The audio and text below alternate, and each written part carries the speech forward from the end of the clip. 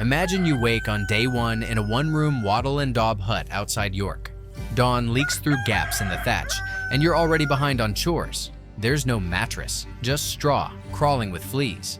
Your first breath tastes of wood smoke, damp earth, and the sour tang of yesterday's chamber pot.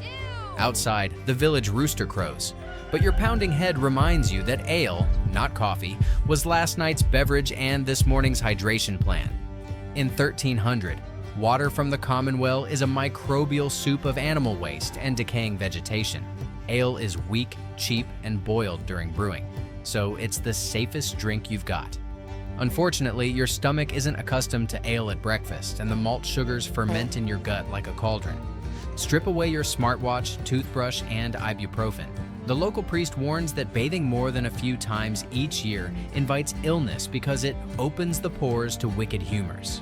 You scrub your face with last night's cold lye soap, so harsh it strips skin, yet too precious to waste. Lye gets in your eye. Without clean water, you rinse with a splash from the ale barrel. Congratulations, you've just introduced Staphylococcus to your cornea. Infection clock starts now. Welcome to the food chain.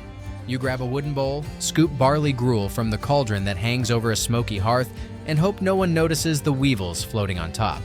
Meat is a Sunday luxury, unless you count the occasional rat that falls into the pot. Your calorie intake today hovers around 1,800. Fine for a desk job, but you'll burn twice that behind an ox-drawn plow. Malnutrition is rampant. The average medieval villager stands barely 5'4" and sports pitted teeth from constant grain-grinding grit. Lacking vitamin C, gums swell and bleed. By day 3, your modern immune system, once spoiled by balanced diets and multivitamins, screams for citrus that won't reach Europe for another century. The village bailiff bangs on every door collecting taxes owed to Lord de Mowbray. You must surrender 1/10 of last season's barley or face the stocks. Remember those shoes you bought on clearance last week? Forget them. Footwear is a hand-me-down luxury. You plod barefoot across manure-slick streets, dodging pigs that roam free to clean garbage. A small cut from a sharp stone slices your heel. Seems minor, right? Just a flesh wound. Without antibiotics, that wound can invite tetanus, sepsis, or gangrene. Mortality rates for infected injuries hover terrifyingly high. Physicians rely on charms, leeches, and maybe a poultice of mashed herbs that grew by the monastery privy. Night falls. Candles, rendered from animal fat, cost more than a day's wages. So, the sun is your clock. Light leaks only from the hearth embers, and you share the hut with a goat, warmth, and 6 family members. Labor force. Privacy was a concept reserved for nobility. Even King Edward I shared his great hall with ministers and guards. If you need to relieve yourself, the chamber pot beckons. Convenient, but by morning its contents will be dumped straight into the drainage ditch running past your front door. Contagion flows where children play. Day 2. Work until you break. Cock crow again. Joints ache from yesterday's field work, but there's no rest day until Sunday Mass. The village reeve assigns you to repair a section of the Lord's palisade. Corvée labor, unpaid, but mandatory. You swing an iron axe whose handle splinters your palm. Splinters, infection. You know the drill. Lunch. A hunk of coarse rye bread. Yes, full of ergot fungus after wet harvests. Expect hallucinations and burning extremities. And a hasty gulp of ale. Dehydrated in the July sun, you down double rations. Alcohol fuzzies your brain just as you slip from the ladder. A sprained ankle sidelines you, but there's no sick leave. The year 1340 doesn't do HR. Pain or not, the harvest cannot wait. Fail to meet quotas, and your entire family may lose its strip of land. Worse, local law allows your lord steward to fine or flog you. Corporal punishment is a crowd spectacle. Stocks, pillories, and public whippings remind everyone that obedience equals survival. On day 4, while you limp behind the plow, you glimpse a neighbor's teenage son strapped to a wooden frame. Sentence for poaching a rabbit from the Lord's forest. He'll hang tomorrow. Justice is swift, public, and terrifying. Day 5. Disease knocks. Your blistered heel throbs. Red streaks snake up your calf. Fever climbs. Village wise woman Agnes recommends a tisane of nettles, but she's been accused of witchcraft thrice. One slip and the bishop's court might drown her in the river to test innocence. Medicine is bound to superstition. Physicians train at universities yet still prescribe bloodletting for virtually every ailment. Without immunity to medieval pathogens, you're a walking banquet for bacteria. Smallpox scars many faces you pass. Diphtheria strangles infants nightly. Tuberculosis turns morning coughs crimson. And then there's that plague. It arrives like whispered rumor.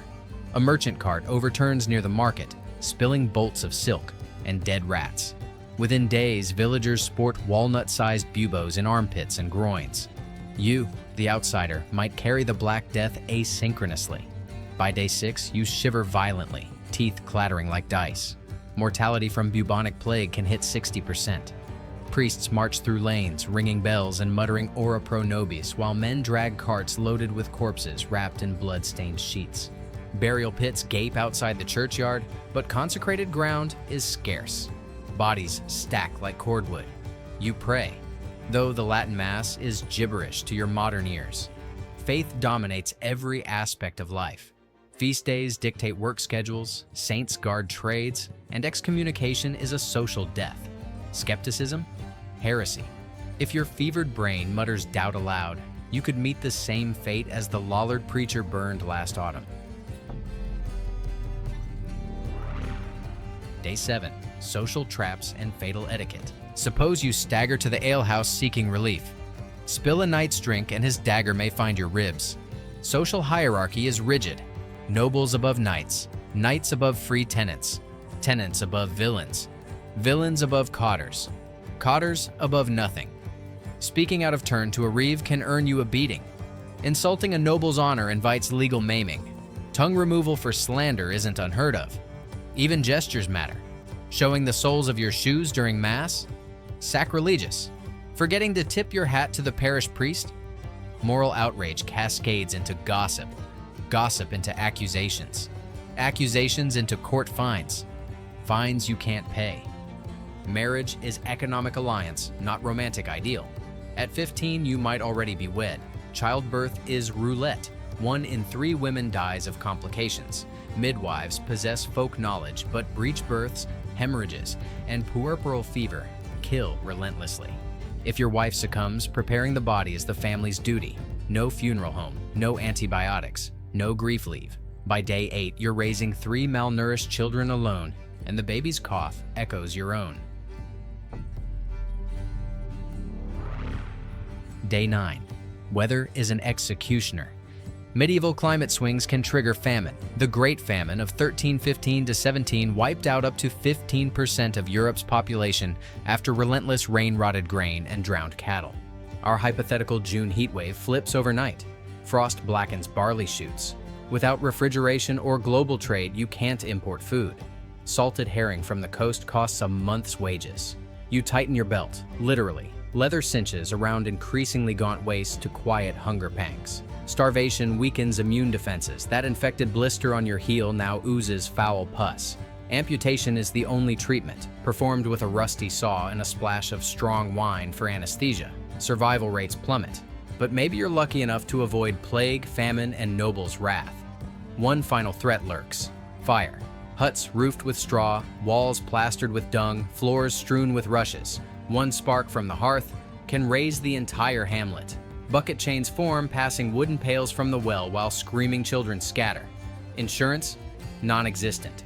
Charred survivors simply rebuild with the same flammable materials and whisper prayers to Saint Florian. Day 10. Judgment Day.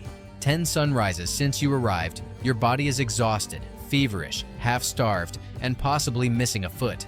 The parish bells toll for matins, but you can't rise. Your family coaxes you to drink a draught of vinegar and crushed garlic, remedy for everything from plague to heartbreak. It does nothing. By vespers, delirium sets in. You ramble about antibiotics and vaccinations. A neighbor thinks you possessed, they fetch the priest. He anoints you with oil. Last rites echo through the hut. As your eyes dull, you glimpse the goat chewing straw by the hearth and wonder if it will inherit your debts. Outside, life rattles on. The Lord still demands his grain. The bailiff still cracks his whip. The village reeve notes your demise in manorial rolls. Another soul returned to God's ledger. By morning, your straw bedding joins the bonfire to curb infection. The hut is reassigned to newlyweds. No headstone marks your passing. Literacy is rare, carved memorials costly. Within weeks, even your name fades from gossip. Modern humans possess knowledge medieval commoners never dreamed of. Germ theory, vaccinations, balanced diets, human rights. But our bodies have grown soft under civilization's quilt. We sanitize wounds with antibiotic ointments, hydrate from chlorinated taps, heat homes with thermostats, and sue anyone who flogs us. Remove those advantages, and our survival odds nosedive. Average life expectancy at birth in medieval Europe hovered around 30 to 35 years, not because adults dropped dead at 30, but because infant mortality was staggering. 1 in 3 children died before age 5. Survive childhood, and you might live to 50 or 60 if plague, famine, war, childbirth, or infection didn't claim you. Compare that to today's global average of 73. The difference emerges from 4 pillars of modernity: sanitation, nutrition, medicine, and social safety nets. So, could anyone from our era last 10 days? Perhaps a wilderness survival expert fluent in old Germanic dialects, trained in herbal medicine, comfortable eating grubs, and willing to barter skills for protection.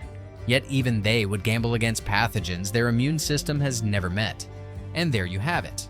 10 relentless days that prove just how cushy modern life really is.